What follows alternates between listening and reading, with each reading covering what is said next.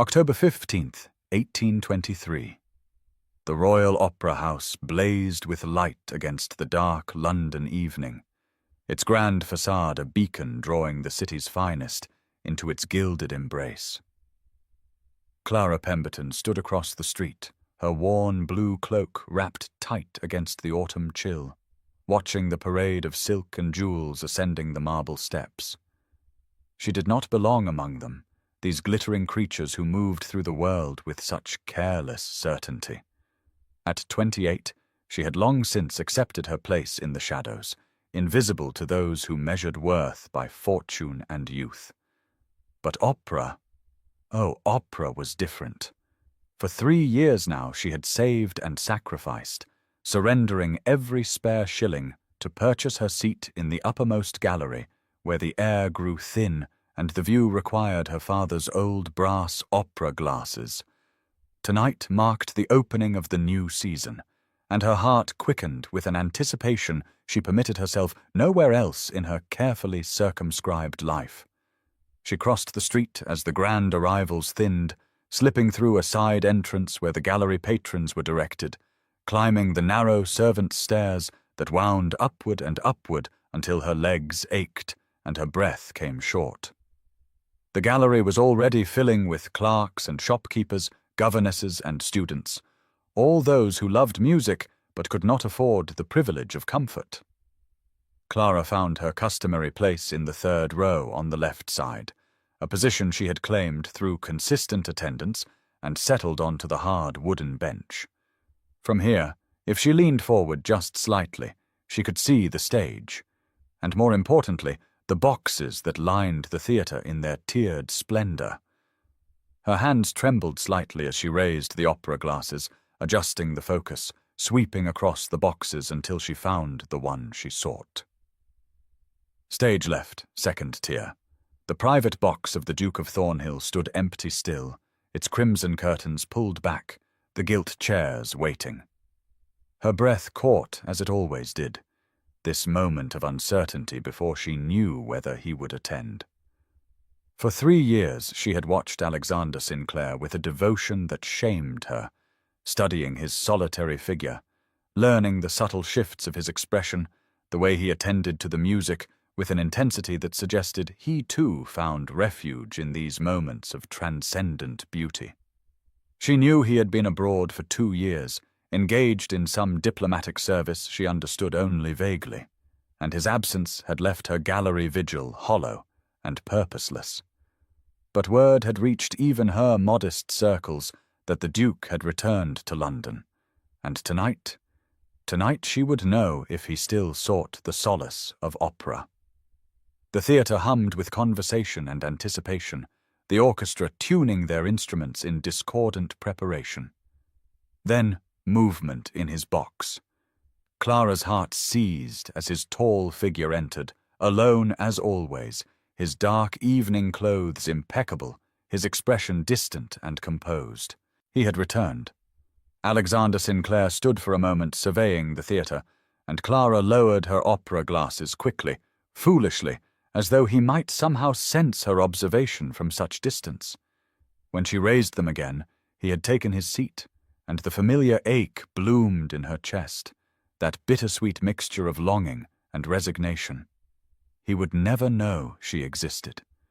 She was nothing, no one, a woman past hope watching a man beyond reach. But for these few hours, in the darkness, with Mozart's La Clemenza di Tito about to transport them both, she could pretend that the distance between the gallery and his box was not insurmountable, that somehow her silent devotion might bridge the vast chasm between their worlds. The first act unfolded with Mozart's sublime complexity, and Clara allowed herself to be carried away by the music, only occasionally raising the opera glasses to observe Alexander's profile as he too surrendered to the performance. She knew his habits so well now, the slight forward lean when a particular area moved him, the way his fingers would rest along the edge of the balcony rail during moments of musical intensity, the absolute stillness of his posture that spoke of complete absorption. She had memorized these details across countless evenings, building a portrait of him from stolen glances, and the knowledge of this secret intimacy filled her with equal measures of comfort and sorrow. When the intermission arrived and the theatre erupted in conversation, Clara lowered her glasses and sat back, allowing the gallery crowd to flow past her toward the corridor where refreshments were sold at prices she could not justify. She remained in her seat as she always did, conserving both funds and energy, content to rest and prepare herself for the second act. She was raising the glasses again, unable to resist one more glimpse of his box, when a hand touched her shoulder. Clara startled and turned to find Emily Fairfax standing beside her, dressed in a modest but well-made gown of deep green, her expression bright with curiosity. Emily and her husband occupied a box on the opposite side of the theatre, a privilege of his family's long-standing subscription, and Clara had not expected her friend to venture into the gallery's unfashionable heights.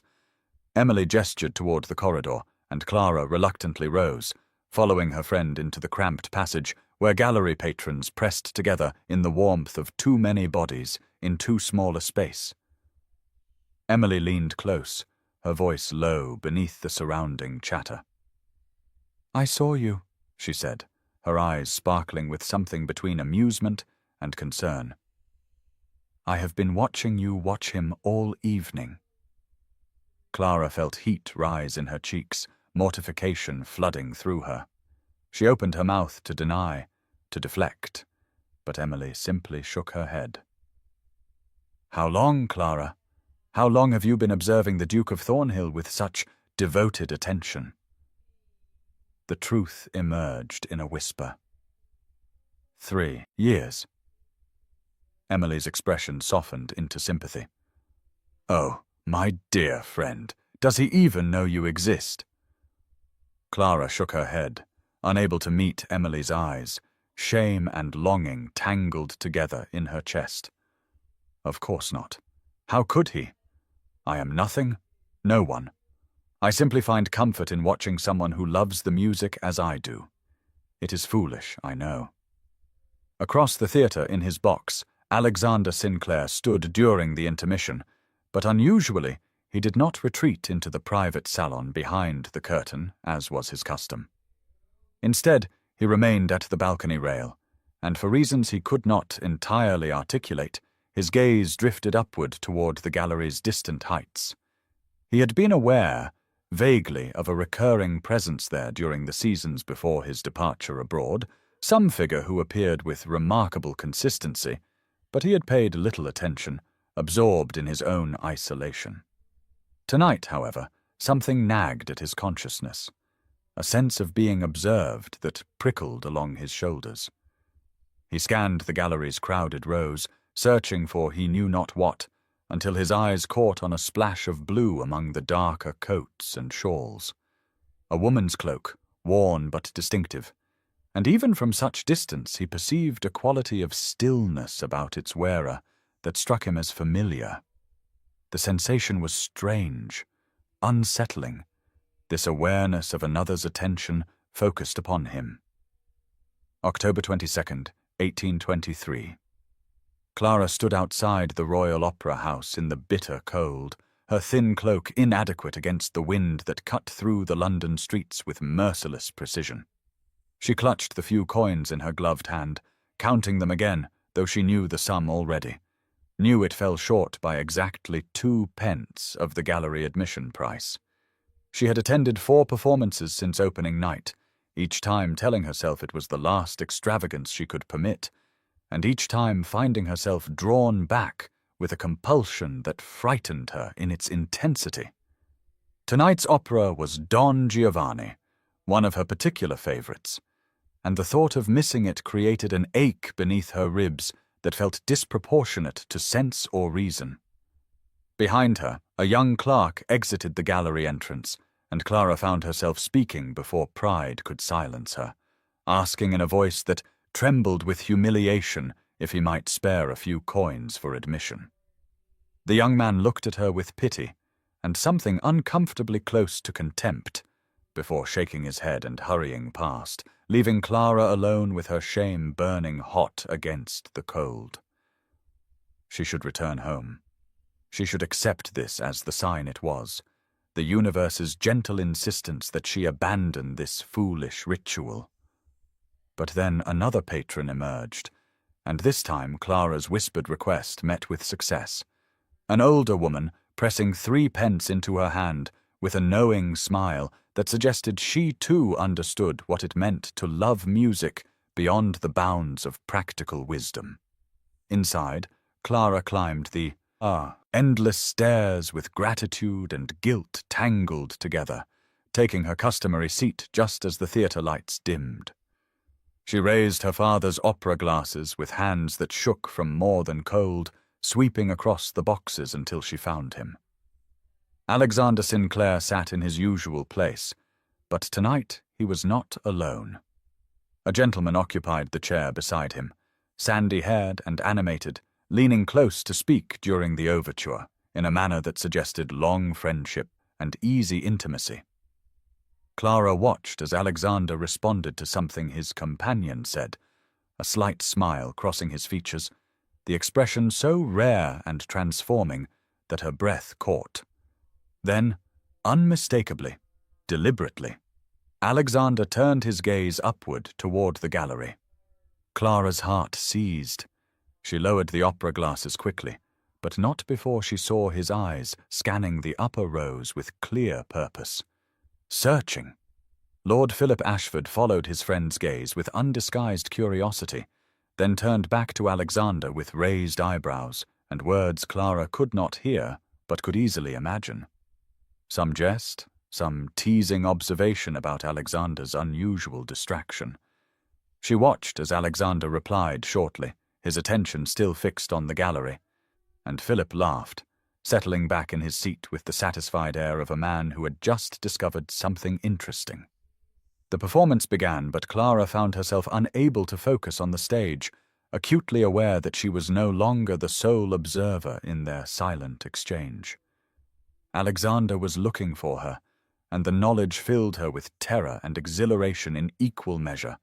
The cold that had chilled her outside, now forgotten in the heat of this strange new awareness that perhaps, impossibly, her watching had not gone entirely unnoticed after all.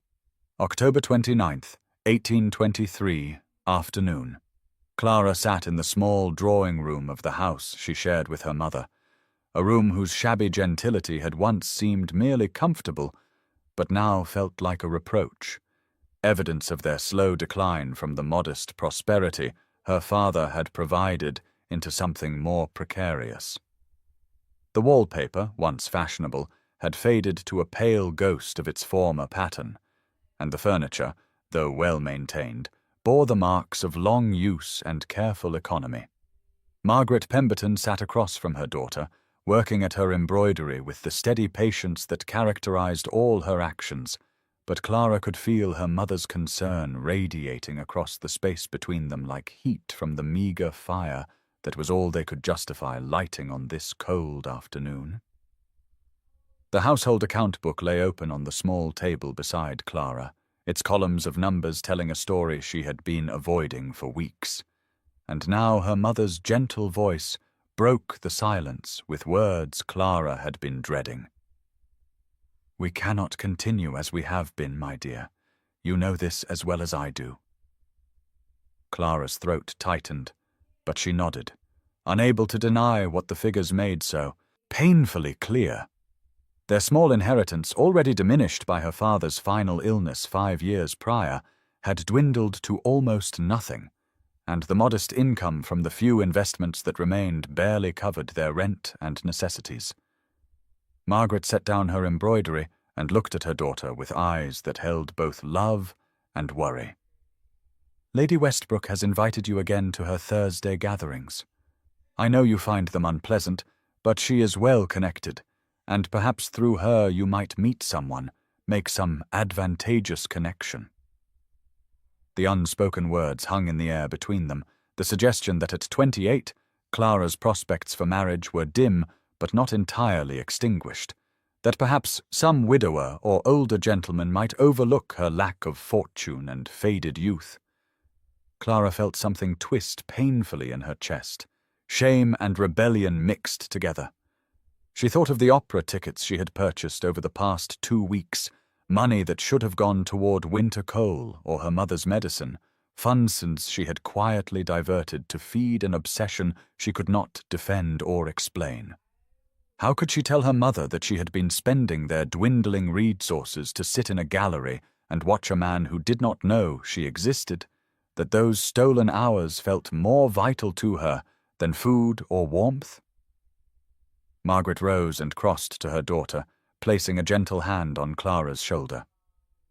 Your father would want you to have some joy in life, not merely survival. But we must be practical now. The inheritance is nearly gone. Clara looked up at her mother and saw not accusation, but only tired concern, and the weight of her own selfishness pressed down upon her with suffocating force. She thought of Alexander Sinclair in his box, of the way his face transformed during the music, of the strange new awareness that had passed between them at the last performance, and she felt the dream slipping away like water through her fingers. I will attend Lady Westbrook's gathering, she said quietly, and watched relief soften her mother's expression even as something inside Clara's chest began to break. And now's the time to stop and subscribe to our channel. If you enjoyed this video, don't forget to like it and drop a comment telling us where you're watching from. It's always amazing to see how far these tales travel across the world. Now let's continue. November 5th, 1823, evening. Clara climbed the gallery stairs with a heavy heart, knowing as she counted each worn step that this would be her last ascent for the foreseeable future, perhaps forever. The decision had been made over breakfast that morning, her mother's worried face across the table serving as both accusation and absolution, and Clara had agreed with quiet finality that she could no longer justify the expense of opera tickets when winter coal and her mother's medicine demanded the few coins she might spare. Tonight's performance of The Marriage of Figaro felt less like entertainment, and more like farewell, a closing of a chapter she had never had the courage to truly open, but had lived within nonetheless through 3 years of silent observation. She took her customary seat in the 3rd row, left side, and raised her father's opera glasses with trembling hands, telling herself she would memorize every detail of Alexander Sinclair's face, store away this final glimpse to sustain her through whatever gray years stretched ahead. But tonight, something was different. Alexander sat in his box with a tension she had never witnessed before, his posture rigid rather than relaxed. And even from this distance, Clara could see that he was not watching the stage at all, but instead methodically scanning the gallery with an intensity that made her breath catch in her throat. She lowered the opera glasses quickly, sudden panic flooding through her veins, the irrational fear that he might somehow see her, identify her, find her wanting. Around her, the gallery patrons settled into their seats, oblivious to the drama unfolding in silence across the vast space of the opera house. But Clara felt exposed in a way she never had before, as though the privacy of her observation had been stripped away, leaving only vulnerability. The overture began, and still Alexander's attention remained fixed on the upper rows, his gaze sweeping methodically from section to section, and Clara realized with a jolt of pure terror mingled with exhilaration that he was searching, deliberately and purposefully searching, and she knew with inexplicable certainty that he was searching for her. The knowledge should have filled her with joy, but instead she felt only the crushing weight of reality, the awareness of the impossible distance between a duke and a spinster with a worn cloak and empty purse, the foolishness of her 3 years of watching crystallizing into shame. She should leave now, slip away before his search succeeded, preserve at least the dignity of her anonymity.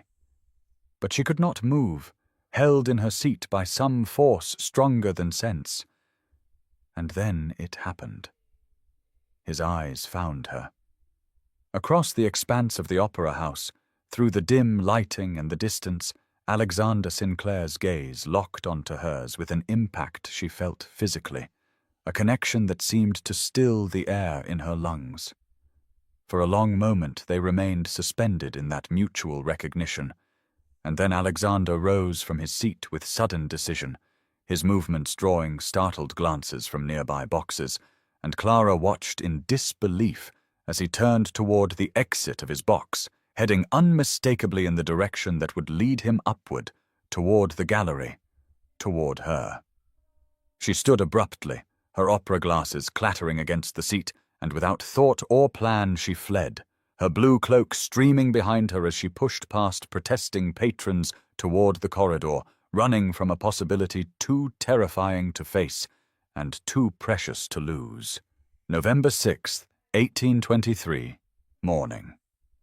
Alexander Sinclair stood at the window of his study, watching the pale November sun struggle through London's coal smoke, and he felt more awake, more alive than he had in years. The sleepless night he had just endured leaving him energized rather than exhausted, in a way that would have seemed impossible to explain to anyone who had not seen what he had seen the previous evening at the opera house. Philip Ashford sat in the leather chair behind him, watching his friend with an expression caught between amusement and concern, having been summoned at an unreasonably early hour to discuss what Philip clearly believed might be evidence of temporary madness. "You want to purchase every opera box for the remainder of the season," Philip said slowly, as though testing the words for sense. "Every single box. For an entire season. The cost alone would be," he paused, calculating, "astronomical, even for you."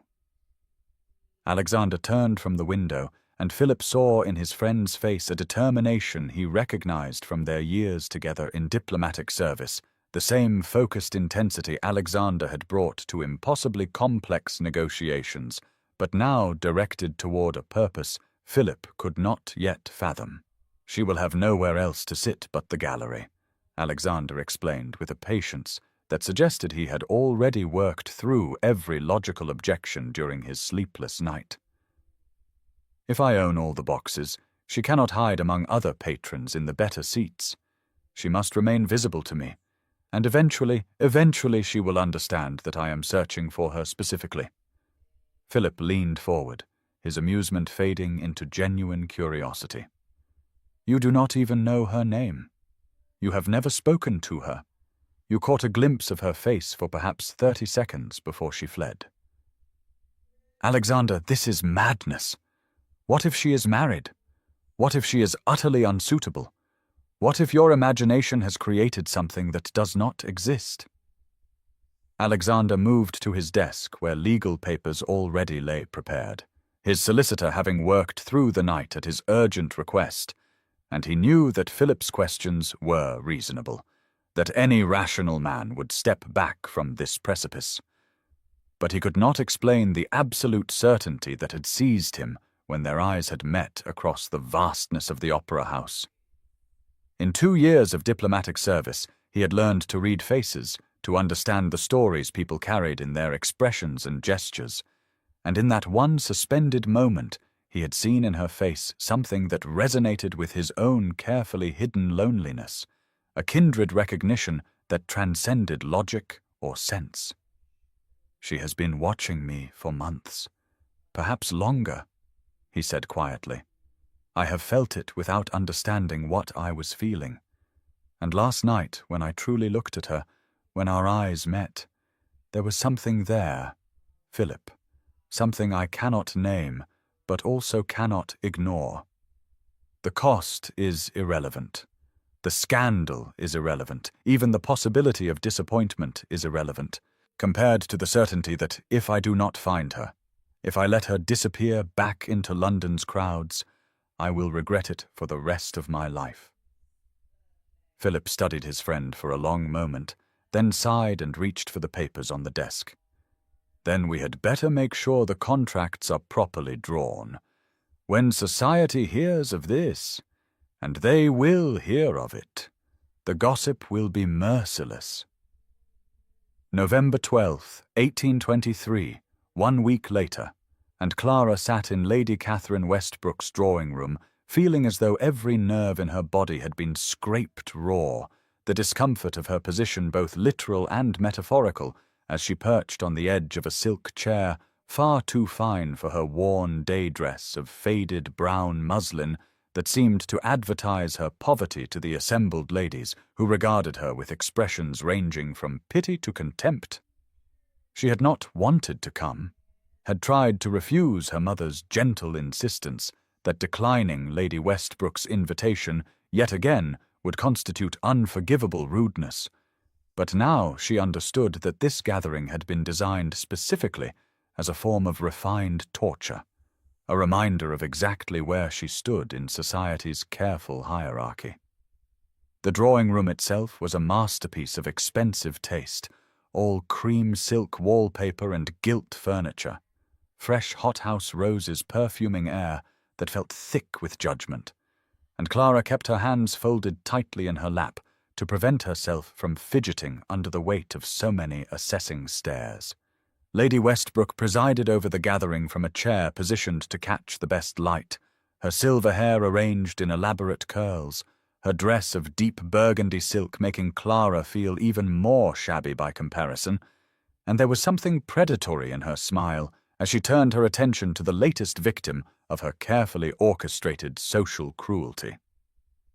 "My dear Miss Pemberton," Lady Westbrook said in a voice that carried clearly through the room, "you have been quite absent from society of late. We had begun to wonder if you had forgotten us entirely, though I suppose your entertainments lie elsewhere these days." The comment hung in the air, laden with implication, and Clara felt heat rise in her cheeks, even as she struggled to understand what Lady Westbrook might mean, what she might know.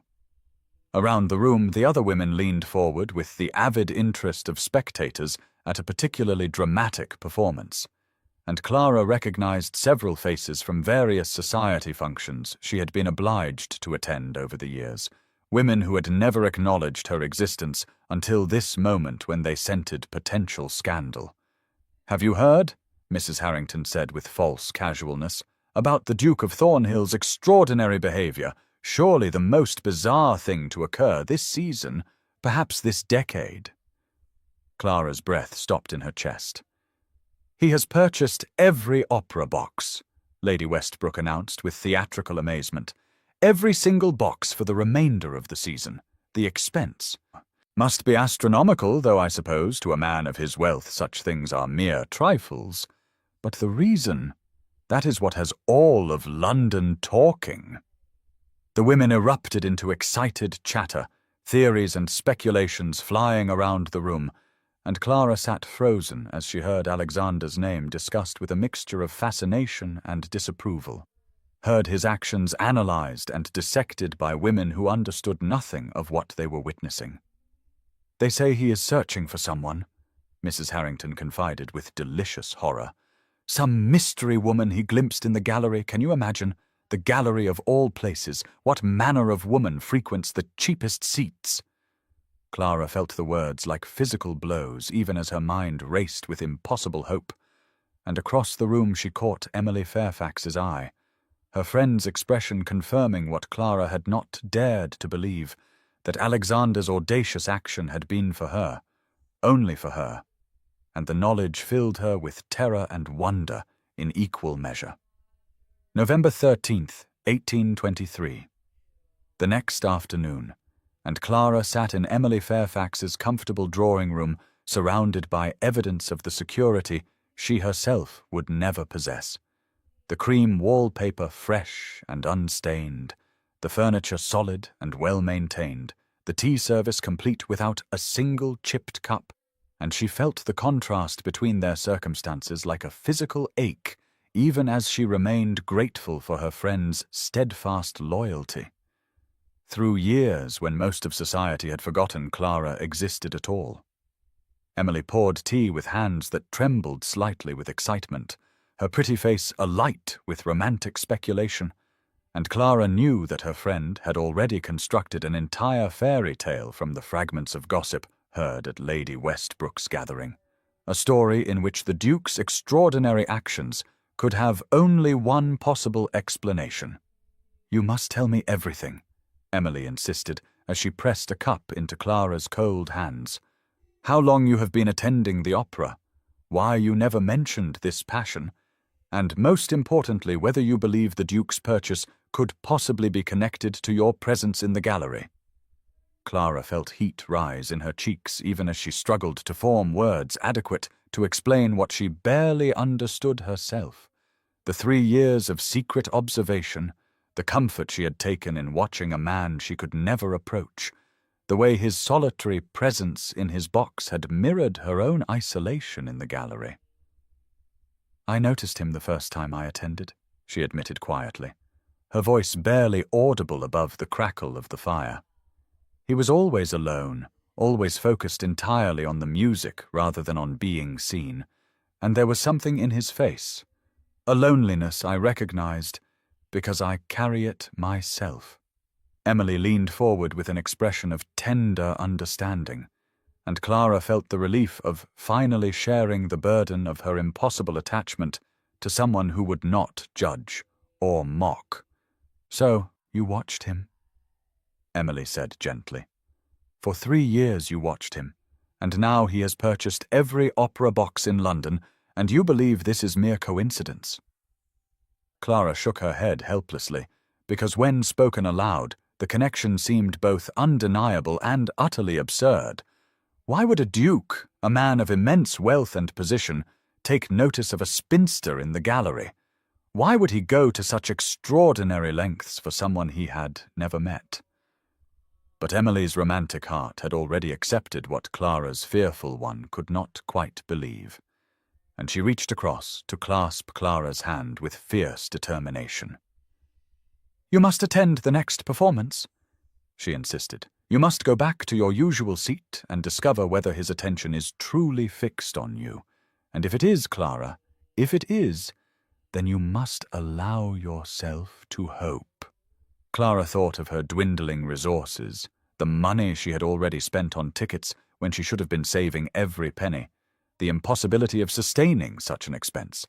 But Emily anticipated her objection and pressed a small purse into her hands. "Consider it a loan, or better yet, a gift, because your father loved opera and would have wanted you to have this joy, and because I cannot bear to watch you deny yourself the possibility of happiness out of fear."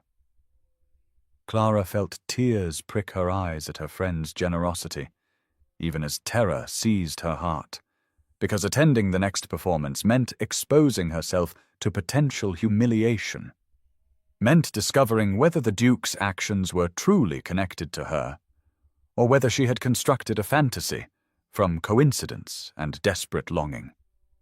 November 19th, 1823, evening, and Clara stood at the entrance to the Royal Opera House feeling as though she were walking toward her own execution, the weight of possibility and dread so overwhelming that her legs trembled beneath her modest gown as she clutched Emily's borrowed shawl around her shoulders and made her way through the familiar passages that led to the gallery stairs.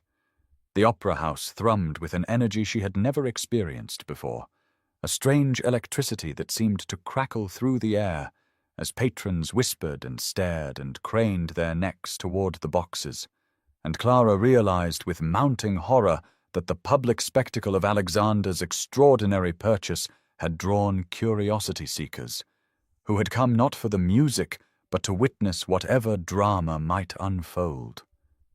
She climbed the narrow stairs to the gallery with a heart that pounded so violently she feared it might burst from her chest, and when she reached her usual section, she found it far more crowded than normal. People pressed together in eager anticipation, their faces alight with the same expression she had seen on Lady Westbrook's guests, the hunger for scandal and entertainment at another's expense. Clara made her way to her customary seat, third row from the front on the left side, the location she had occupied for 3 years, and as she settled onto the hard wooden bench, she pulled her worn blue cloak more tightly around herself, as though it might provide protection from the attention she could feel focusing upon her. The opera house lights dimmed slightly in preparation for the performance, and Clara finally allowed herself to look across the vast space toward the boxes, those elegant private sanctuaries that lined the walls in tiers of crimson and gold, and her breath caught painfully in her throat because they were empty, every single one of them empty, except for the box on the second-tier stage left where Alexander Sinclair, Duke of Thornhill, sat in solitary splendor like a king surveying his kingdom.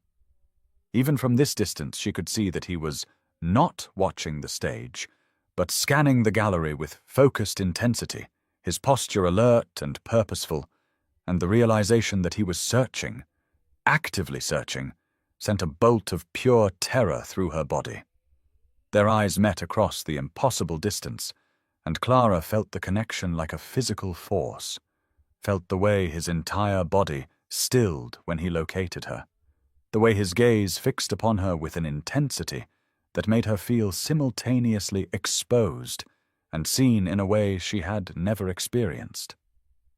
The orchestra began the overture to Così fan tutte, the familiar music washing over her, but Clara could not focus on the performance because Alexander had risen from his seat, his movement causing a ripple of excitement through the gallery around her, and she watched in frozen fascination as he exited his box with determined strides, clearly heading in her direction.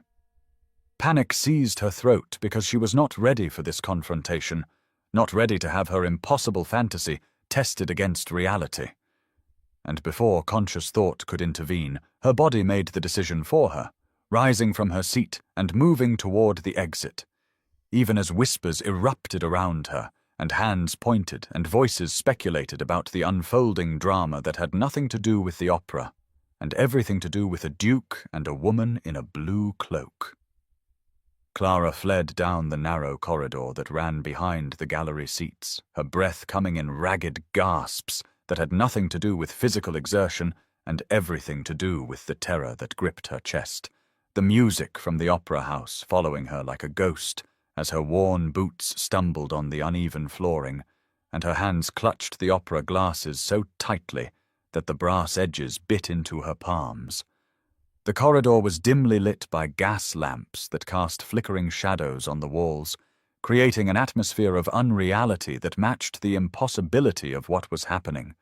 A duke pursuing a nobody through the shabby passages of the opera house while society watched and whispered and waited to see what drama would unfold.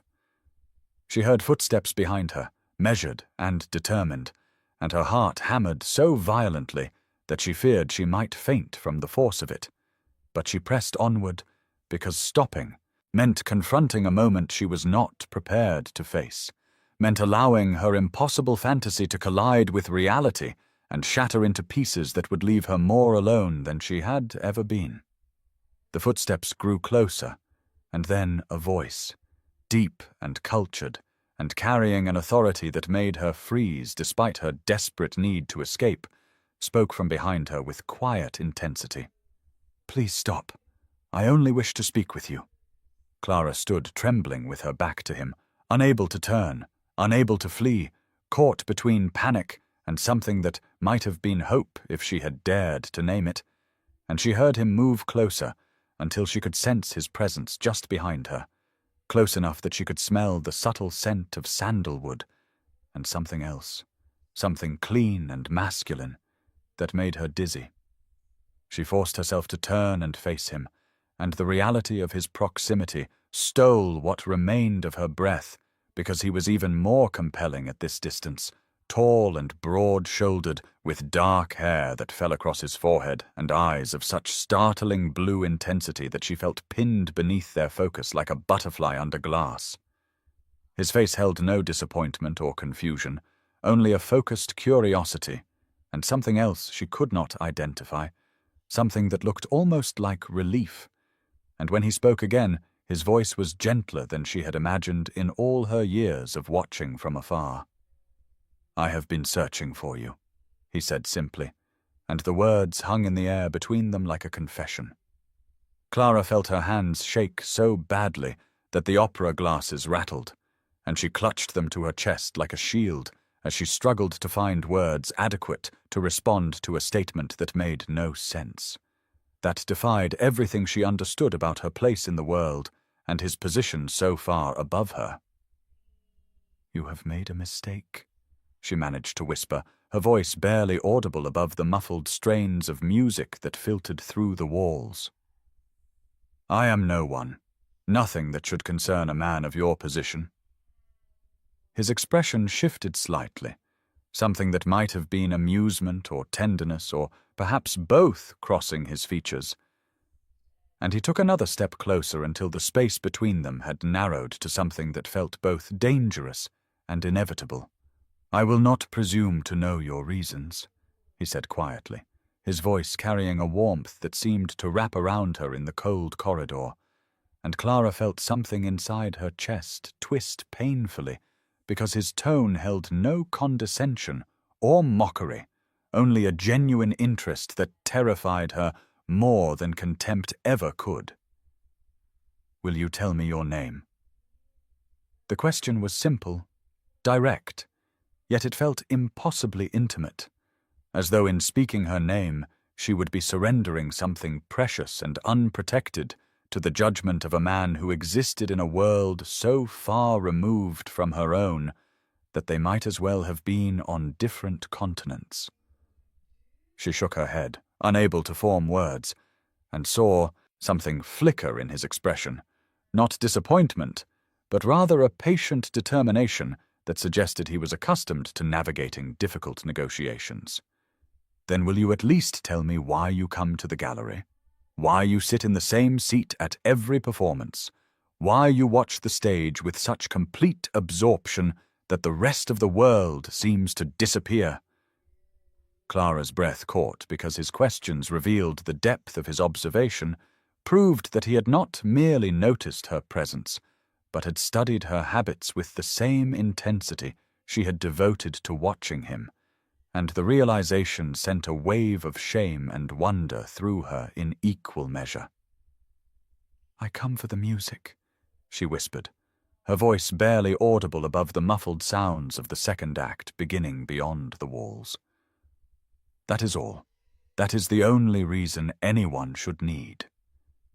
His lips curved slightly, not quite a smile, but something gentler, and he took another small step forward until she could see the fine lines at the corners of his eyes, the shadow of evening beard along his jaw, details she had never been able to discern from her distant vantage point in the gallery. "I have watched you for months," he said, and the confession sent shock through her system like lightning.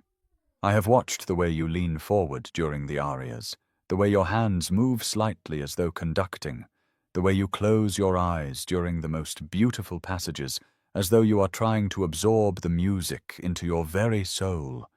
You are not like the others who come here, the ones who attend to be seen rather than to see, and I find that I cannot stop thinking about what kind of woman loves opera with such devotion that she climbs to the highest seats week after week, regardless of weather or circumstance." Clara felt tears prick her eyes, because his words described her more accurately than she had ever described herself, saw into the very heart of what the opera meant to her, and the fact that he had noticed, that he had cared enough to notice, was almost more than she could bear. "You do not know me," she managed to say, her voice breaking slightly. "You cannot possibly understand who I am or what limitations govern my life." His expression shifted, becoming more serious, more intent, and when he spoke again, his voice carried absolute conviction that allowed no room for doubt. Clara sat in the morning room where pale November sunlight streamed through windows that needed washing, illuminating dust motes that danced in the air like tiny spirits, while her untouched breakfast grew cold on the plate before her, and her mother watched with increasing concern from across the small table where the teapot sat between them like a silent witness to her daughter's distraction. Sleep had been impossible after she had returned home the previous evening, her mind replaying every word Alexander had spoken in that dim corridor, every nuance of his expression, the intensity in his blue eyes that had seemed to see straight through all her careful defenses to something she herself had not known existed within her. And now, in the honest light of morning, she could not decide whether what had transpired was the beginning of something miraculous or merely a prelude to devastating disappointment. The opera glasses lay on the table beside her plate, the brass catching the sunlight and throwing small reflections on the wall, and she found herself staring at them as though they held answers to questions she could not quite formulate. These instruments that had allowed her to observe him from safe distance for 3 years now seeming almost like accomplices to some crime she had committed without fully understanding its nature. Margaret set down her cup with a gentle click that drew Clara's attention, and her mother's face held that expression of patient concern that had become increasingly frequent over the past weeks. The look of a woman who sensed her daughter was keeping secrets, but who loved her too much to demand confession without invitation. "You did not sleep," Margaret said quietly, and it was not quite a question, but rather an observation offered with the hope that it might open a door to confidence. Clara felt her throat tighten because the truth was far too complicated and too fragile to speak aloud, too precious and too terrifying to expose to the practical light of day. And yet the burden of carrying it alone was becoming unbearable in a way that made her chest ache with the weight of unexpressed emotion. "I went to the opera last night," she heard herself say, the words emerging before she had decided to speak them, and she watched her mother's expression shift from concern to confusion because they both knew the financial constraints that had supposedly ended Clara's opera attendance weeks ago. Margaret's hands stilled on her cup, and her eyes searched her daughter's face with an intensity that reminded Clara of how perceptive her mother truly was beneath her gentle exterior, how little actually escaped her notice, despite Clara's best efforts at concealment. "I have been going regularly," Clara continued, her voice barely above a whisper, the confession tumbling out now that she had begun. "I have been using money from my small inheritance, the one father left specifically to me, and I know it was selfish and impractical, but the opera was the only thing that made life bearable, the only place where I could forget for a few hours that I am a burden and a disappointment, and a woman whose best years have passed without notice." Margaret's expression softened into something that looked like both sadness and understanding. But before she could speak, Clara rushed onward, because if she stopped now, she would never find courage to continue. "And last night, something happened that I cannot explain or understand, something that seems impossible in the light of morning, but that felt terrifyingly real in the moment." The week that followed Clara's confession to her, Mother passed in a strange suspension of time, where each day felt simultaneously endless and rushed, filled with a restless anticipation that made ordinary tasks impossible to complete, while hours somehow vanished without accounting. And when November 26th arrived, Clara found herself standing before the small mirror in her bedroom, wearing her best gown, which was still modest by any measure, a simple design in deep burgundy that Emily had helped her alter years ago, and that now felt simultaneously too plain for the occasion, and yet more elegant than anything she had worn to the opera before, the borrowed shawl from Emily draped over her shoulders in soft cream wool that added a touch of refinement she could never have afforded herself. The opera house seemed more crowded than usual when she arrived, the gallery packed with curious spectators who had clearly come as much to witness the ongoing spectacle of the Duke's mysterious search as to hear La Traviata, and Clara felt their eyes upon her as she made her way to her customary seat in the third row on the left side, felt the weight of observation that had once belonged only to her now reversed and multiplied, transforming her from invisible watcher to unwilling performer in a drama she had never intended to create. She had attended every performance that week as she had promised Alexander in that dim corridor, had felt his gaze upon her each evening from his solitary box, had met his eyes across the vast space of the theatre with a mixture of terror and wonder that made her heart race and her hands tremble on the brass opera glasses that had become both talisman and witness to this impossible transformation of her circumstances. The first act proceeded as usual, though Clara found it difficult to focus on the music that normally consumed her complete attention, her awareness fragmented between the stage and the box where Alexander sat with that same patient intensity she had observed in him for 3 years, and when intermission came she remained in her seat while others rose and stretched and gossiped around her, uncertain whether she should move or stay, whether he would approach or merely watch as he had done all week. She saw him rise from his box with deliberate purpose, saw him exit into the corridor, and her breath caught because surely he would not come to the gallery, would not make so public a gesture in a space crowded with witnesses whose tongues would carry every detail of this encounter throughout London society before morning arrived. The crowd around her seemed to sense something imminent, their chatter subsiding into expectant whispers as the Duke of Thornhill appeared at the gallery entrance, his tall figure elegant in evening dress that spoke of wealth and position so far above her own station that the distance should have been unbridgeable, and yet he moved through the crowd with single-minded focus that allowed no obstacle until he stood before her seat where she sat frozen with the opera glasses clutched in her hands like a shield against impossibility. "Miss Pemberton," he said quietly, and the use of her name which she had finally given him during their last brief exchange sent a shock through her system because hearing it spoken in his voice made everything suddenly and terrifyingly real. "May I have the honor of your company during intermission?" And it was phrased as a question, but his extended hand and the intensity of his gaze suggested he would accept no refusal. Not now, not with all of London watching.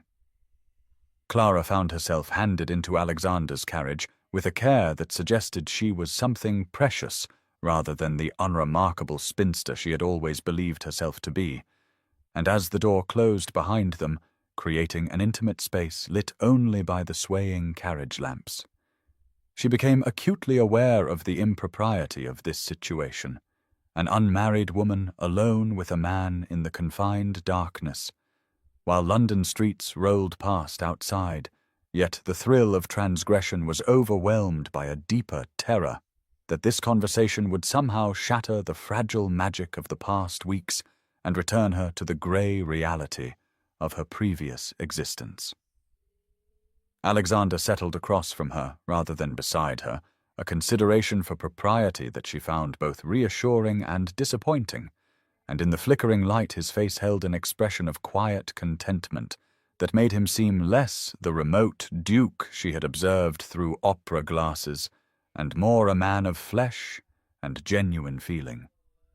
"Tell me about yourself, Miss Pemberton," he said quietly as the carriage lurched into motion, and the simple request felt impossibly vast, because how could she possibly explain the small, circumscribed life she had led, the slow constriction of possibilities that had marked her progress from hopeful girl to resigned woman?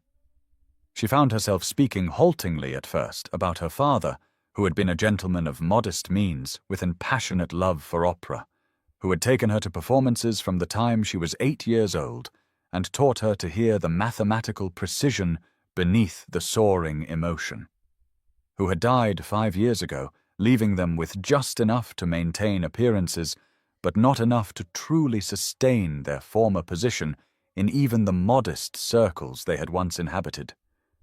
Alexander listened with an intensity that made her feel as though every word mattered, asking questions that revealed genuine interest rather than mere politeness, and gradually she found herself speaking more freely about the music itself, about her observations of different singers' techniques and her theories, about why certain performances moved audiences while others left them cold. "I noticed you," he said after she had spoken for perhaps 10 minutes without pause, because you watched the stage with such complete absorption that it was clear you were actually hearing something the rest of us missed, and I found myself watching you to understand what you were experiencing, because my own attendance at the opera had become merely habitual rather than meaningful. The admission surprised her, because she had assumed his attention had been captured by something about her appearance or manner rather than by the quality of her listening, and she looked at him with new curiosity as the carriage turned into her neighborhood, where the houses grew shabbier and the street lamps fewer. "You attended alone?" he continued, "always in the same seat, always arriving just as the lamps dimmed and leaving during the final applause, and there was something in that solitary devotion that I recognized because I too have spent years being alone in crowded rooms, fulfilling obligations while feeling utterly disconnected from the performance of social life happening around me." The carriage slowed before her building, which looked even more humble than usual when contrasted with the fine equipage that now stood before it, and Clara felt shame rise hot in her throat because surely now he would see the full extent of the distance between them and recognize the impossibility of whatever connection he imagined they might forge. But Alexander merely glanced at the building with the same neutral expression he had maintained throughout their conversation, and then returned his gaze to her face with an intensity that made her breath catch. "May I call on you formally, Miss Pemberton?" he asked, and it was a question that carried weight far beyond its simple words, because they both understood he was asking permission to begin something that society would view with scandal and suspicion, and Clara found herself nodding before wisdom or caution could intervene, because the alternative of returning to invisible obscurity felt suddenly unbearable now that she had glimpsed another possibility. The week following that carriage ride passed in a strange, dream-like suspension, where Clara found herself existing in two worlds simultaneously. The familiar grey reality of her modest home and constrained circumstances running parallel to an impossible alternate existence, where a duke had requested permission to call upon her formally, and on December the 3rd, when the appointed afternoon arrived, she discovered herself in a state of anxious preparation that her mother observed with a mixture of concern and cautious hope that had characterized Margaret's demeanor since Clara had finally confessed the entire improbable sequence of events that had unfolded over the past weeks. Their small drawing room had been cleaned with unusual care, the modest furniture arranged to best advantage, though no amount of arrangement could disguise the worn upholstery or the faded curtains that spoke eloquently of their declining fortunes, and Clara had set out their tea service with hands that trembled slightly, because she understood this visit represented Alexander's first true glimpse into the material reality of her circumstances, rather than the romantic obscurity of darkened theatres and nighttime carriage rides. The rain that had begun that morning continued in a steady drum against the windows, turning the afternoon prematurely grey, and making their small fire necessary for both warmth and light. And when the knock finally came at precisely 3 o'clock, Clara felt her heart accelerate with such force she thought surely her mother must hear it across the room. Alexander entered their humble space with an ease that suggested he found nothing awkward in the contrast between his obvious wealth and their genteel poverty, his tall frame somehow fitting naturally into their small drawing-room as he bowed to Margaret with a respect that immediately softened her protective maternal wariness. And Clara watched her mother assess him with the shrewd attention of a woman whose life had taught her to judge character beneath surface presentations. The conversation that followed revealed Alexander's particular gift for genuine interest in others. His questions about Margaret's history and Clara's childhood, drawing out stories that made their small life seem worthy of attention rather than apologetic explanation. And Clara observed with growing wonder as her mother gradually relaxed into animated discussion of her late husband's passion for opera and music, gesturing toward the shelves where his collection of opera books and scores still resided in places of honor, despite their reduced circumstances. Alexander rose to examine the volumes with an attention that could not be feigned, pulling down a particularly worn copy of a libretto for Don Giovanni, and noting with pleasure the extensive annotations in her father's hand that analyzed musical passages and dramatic structures, and the fact that he recognized the intelligence and scholarship in those marginalia seemed to touch Margaret in a way that formal courtesies could not have achieved.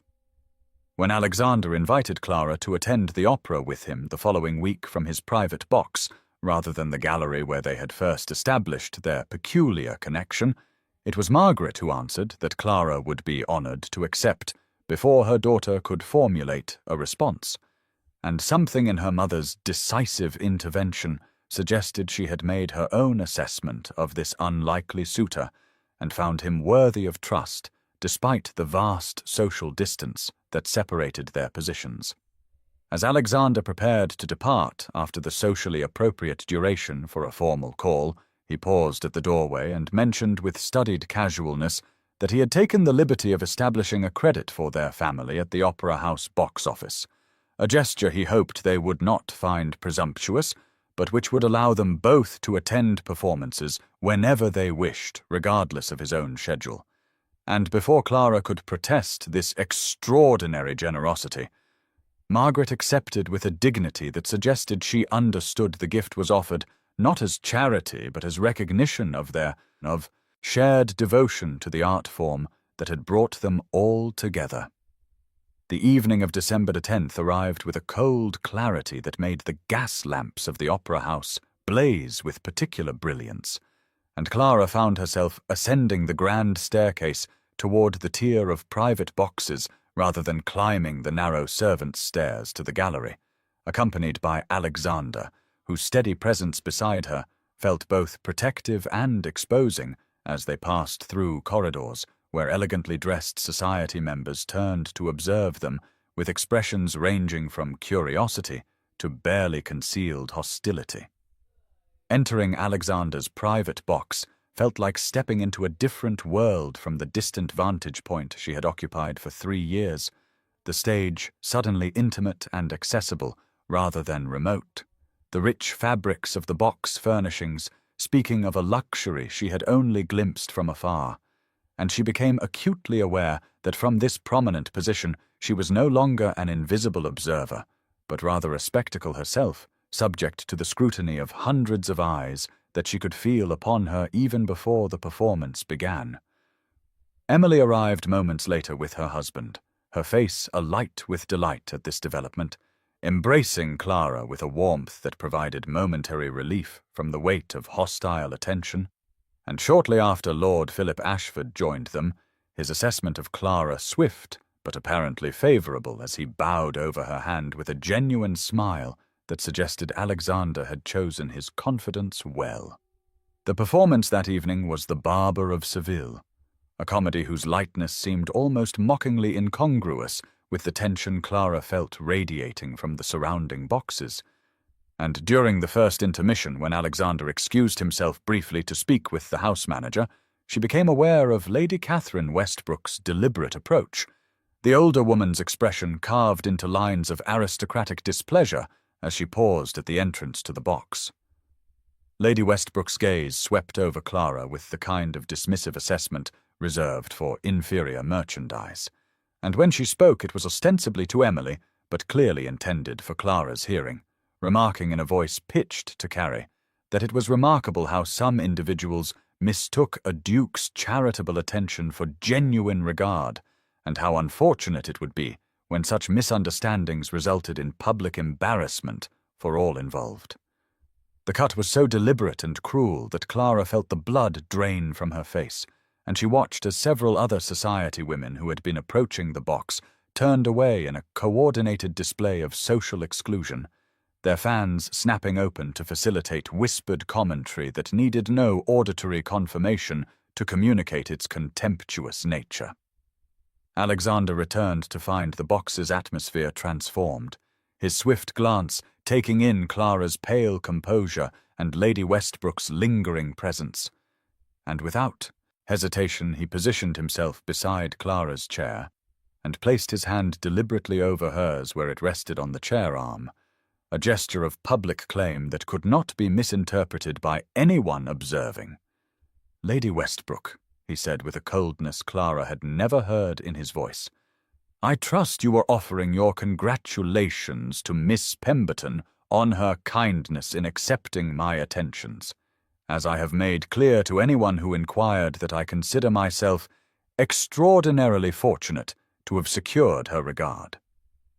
The words were polite in form but absolute in substance, a statement that left no room for misunderstanding about the seriousness of his intentions, and Clara felt her heart steady even as she watched Lady Westbrook's expression shift from condescension to calculation as the older woman reassessed the situation before withdrawing with a tight smile that promised this confrontation was merely postponed rather than concluded.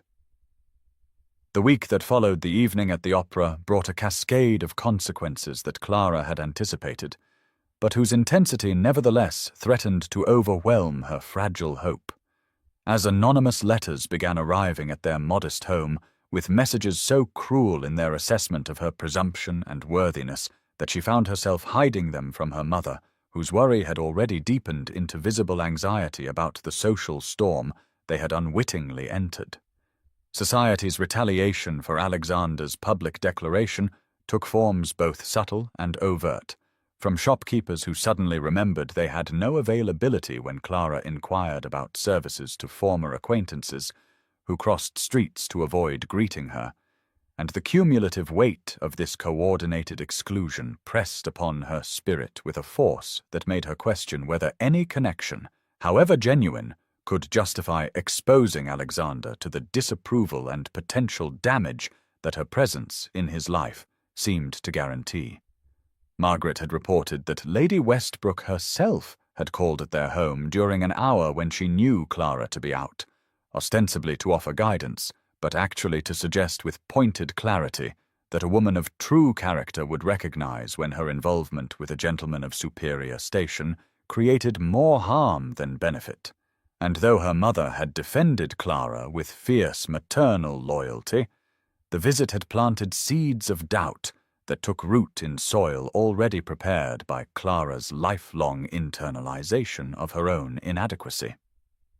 On the afternoon of December the 17th, Clara found herself waiting in the winter garden where Alexander had requested to meet her, the cold day matching her internal chill as she rehearsed the words she had determined to speak, the release she would offer him from any obligation he might feel toward a woman whose presence brought him nothing but social complication, and whose background could never truly complement his position, regardless of whatever temporary attraction he might have conceived.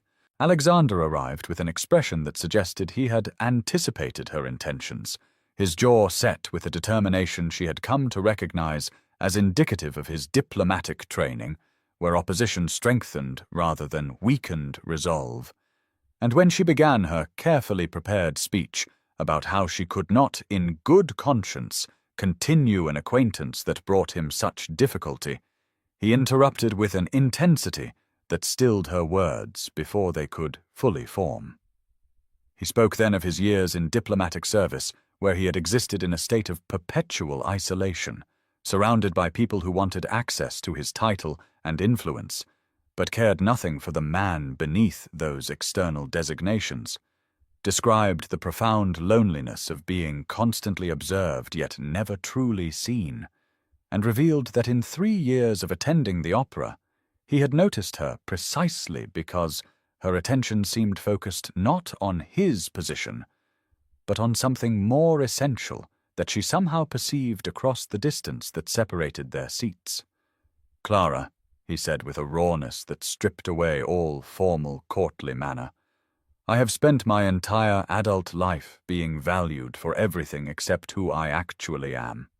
And then I discovered a woman who watched me not knowing I observed her in return, whose face reflected genuine emotion in response to music we both loved, who saw me rather than my title, because from the gallery my title was invisible, and only the man remained. His hands reached for hers with a gentleness that nevertheless communicated absolute certainty, their fingers intertwining with an intimacy that transcended the formal boundaries they had previously maintained. And in that moment of connection, Clara understood that his isolation and hers, though born of vastly different circumstances, had created a shared understanding of what it meant to exist unseen, and that in recognizing each other, they had found something society's approval could neither grant nor remove. Christmas Eve arrived with a softness unusual for London in winter, snow falling in gentle curtains that muffled the city's usual cacophony and created an atmosphere of hushed expectancy that seemed to Clara entirely appropriate for the evening, that would either confirm the impossible dream her life had become or reveal it as temporary illusion destined to dissolve under the weight of reality's return. Alexander had invited her to his townhouse with a formality in the written request that suggested significance beyond their usual meetings, and as she entered his private study, she found herself in a room that spoke of the man she had come to know rather than the Duke society saw, with books lining walls in comfortable disorder and a fire burning in the hearth that cast dancing shadows across furniture chosen for comfort rather than display. He stood as she entered with an expression that held both determination and vulnerability, and she understood before he spoke that this moment carried consequences that would define the remainder of her existence, one way or another, her heart beating with such force she felt certain he must hear it across the space that separated them. "Clara," he began, and then seemed to abandon whatever careful speech he had prepared, crossing to where she stood with movements that communicated urgency, barely restrained by the manners his position demanded. And when he took both her hands in his, she felt the tremor in his fingers that revealed his composure was hard-won rather than natural. "I have spent this past month attempting to find words adequate to what I feel," he said, "but every phrase I construct seems insufficient to convey the transformations that you have created in my life simply by seeing me, when I had begun to believe I was invisible to everyone except as a girl and fortune to be pursued." He drew her toward the fire, and she went unresisting, though her mind raced with equal measures of hope and disbelief. And when he released one hand to reach into his waistcoat pocket, she felt time slow, as if the universe itself held its breath, waiting for what came next. The ring he withdrew was simple despite the obvious value of the sapphire at its center, a stone, the deep blue of evening sky that caught the firelight and held it, and he met her eyes with an intensity that stripped away all pretense as he said, "This belonged to my mother, who wore it for 40 years of marriage to a man who valued her for herself rather than her connections, and I can imagine no more fitting symbol of what I hope to offer you if you will consent to become my wife." Clara felt tears spill over despite her attempt at composure, the words she had never allowed herself to imagine actually hearing, now resonating in the warm air between them, and when she tried to speak, her voice emerged broken by emotion as she said, "I do not understand how this is possible, how you could want someone like me when you might have anyone." Alexander set the ring aside momentarily to frame her face with both hands with a gentleness that nevertheless communicated absolute certainty, and his reply came with the patient intensity she had come to recognize as characteristic of his deepest convictions. "I want you precisely because you are you," he said, "because in 3 years of watching me, you saw not what I could provide, but who I actually am. Because your passion for beauty and music mirrors my own. Because your dignity in the face of society's cruelty reveals a strength of character I admire beyond measure. And because when I imagine my future, the only version that holds any appeal is one with you beside me." She nodded, then unable to form words, and he retrieved the ring and slid it onto her finger with hands that had steadied now that the crucial question had been asked.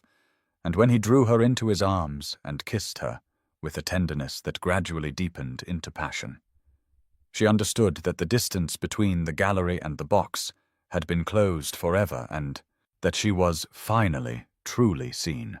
March 15th arrived with the tentative warmth of early spring, a day when London seemed to shake off winter's grip and emerge into softer light that felt to Clara like a benediction on the transformation her life had undergone in the 4 months since Alexander had slipped his mother's sapphire ring onto her finger and claimed her as his own before society and heaven alike.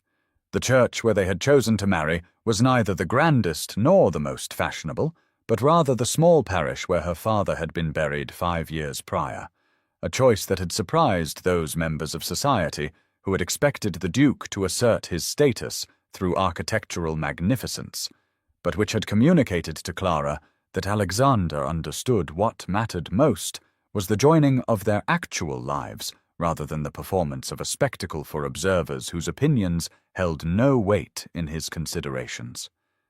She stood now in the small vestibule with her mother, whose tears had been flowing steadily since dawn, Margaret's hands trembling as she adjusted the veil that had been her own wedding veil 35 years prior, and which Clara wore as a tangible connection to the love her parents had shared, and which had given her a template for recognizing genuine devotion when Alexander offered it, despite all the evidence society provided that such recognition was implausible.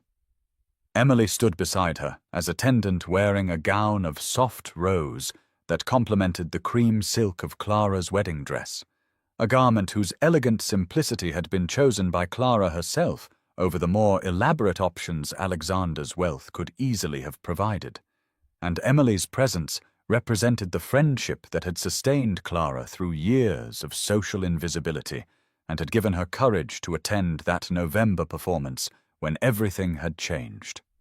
Through the church doors, Clara could hear the murmur of assembled guests, a gathering that included Philip, who would stand as Alexander's groomsman and whose friendship had proven as loyal as Emily's, but also members of society who had treated Clara with dismissive cruelty only months ago, and who now arrived with smiles that failed to disguise the calculations behind their changed attitudes, though Lady Westbrook had notably declined her invitation in a final gesture of disapproval that bothered Clara not at all.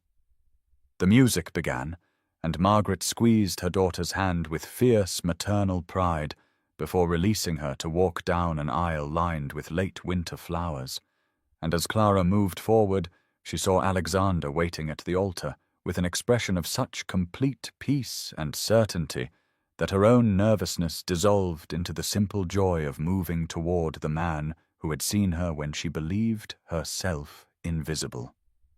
The ceremony itself passed in a blur of sacred words and promises exchanged, Alexander's voice steady as he pledged his life to hers, and her own voice surprisingly clear as she offered the same pledge in return, and when the clergyman pronounced them married and Alexander lifted her veil to kiss her as his wife, she heard the collective intake of breath from assembled witnesses, who understood they were observing not merely a social alliance, but a genuine love match that defied every convention their world held dear.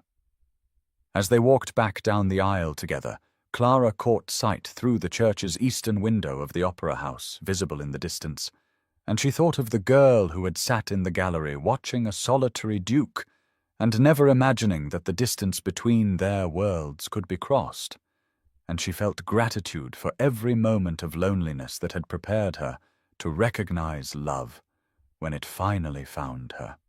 September arrived in 1825 with the golden light of early autumn that transformed London into something softer than its usual harsh edges, and Clara stood in the private box at the opera house that had become as familiar to her as her own drawing room over the 18 months since she had become the Duchess of Thornhill, watching the stage with an appreciation deepened by the knowledge that she need never again count coins to determine whether beauty was affordable or ration her access to the music that fed her soul as surely as bread sustained her body. Beside her sat Alexander with their infant daughter asleep against his shoulder. Little Margaret, named for Clara's mother, who had lived just long enough to hold her granddaughter and whisper her gratitude that Clara had found a love worthy of the example her parents had provided before passing peacefully in her sleep 3 months prior.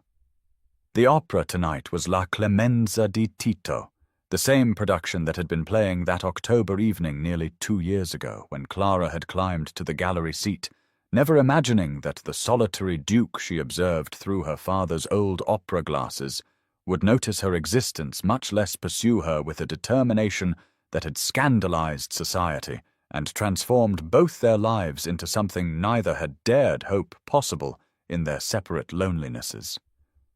Clara's gaze drifted upward to the gallery, where a young woman sat in the 3rd row on the left side, the same seat Clara had occupied for 3 years, and she recognized in the woman's absorbed expression and carefully mended dress the circumstances that had once been her own, and she felt Alexander's hand cover hers as he noticed the direction of her attention and understood without words the emotion the sight created. After the performance, they would seek out that young woman, as had become their practice. Whenever Clara spotted someone whose situation mirrored her former state, and Alexander would quietly arrange a season subscription while Clara offered friendship without condescension, and together they would ensure that beauty remained accessible to those whom society deemed unworthy of such pleasures, a small rebellion against the cruelty they had both experienced in different ways. Lady Westbrook had left London society entirely after a scandal involving her own family had stripped away her position as arbiter of propriety, and Clara had felt not triumph at the woman's fall, but rather a sad recognition that those who wielded cruelty most enthusiastically were often those most frightened of their own vulnerability to judgment. Philip and Emily had become not merely allies, but genuine friends whose children played with little Margaret, and whose presence in their lives represented the family they had built from affection rather than obligation. And the 4 of them had created a small circle that valued substance over appearance and kindness over status.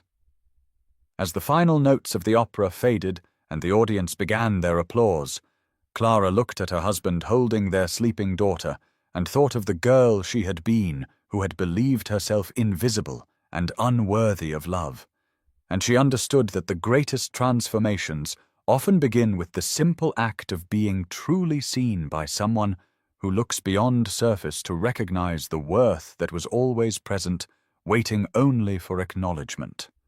If you have felt invisible in your own life, if you have believed that your circumstances define your value, or that the limitations others perceive in you represent actual truth rather than their failure of vision, know that your story is not finished, and that recognition may arrive from the most unexpected direction when you least anticipate its coming but most need its validation.